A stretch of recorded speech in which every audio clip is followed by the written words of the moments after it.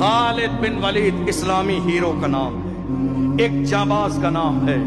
खालिद बिन वलीद की जब टोपी गिरी थी, भीड़ में घुस गए टोपी उठाने के लिए। लोगों ने बाद में कहा क्या बात है, टोपियों की कमी थोड़ी है हमारे पास, और कोई टोपी उठा के सर पे रख लेते। फरमाया नहीं, दुनिया की कोई टोपी मेरी इस टोपी की तरह नहीं है।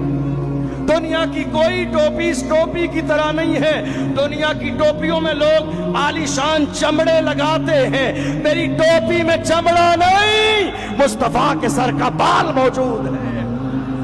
मेरी टोपी में दुनिया की किसी फैक्ट्री का कोई चमड़ा नहीं है। मेरी टोपी में अगर है तो मुस्तफा का मुंह मुबारक है। दुनिया देख रही है, खालिद बिन वलीद मैदान जीतता है बाजू की ताकत की बुनियाद पर, मगर हकीकत बात यह है ताकत से नहीं, मुस्तफा के मुंह मुबारक की बरकत से।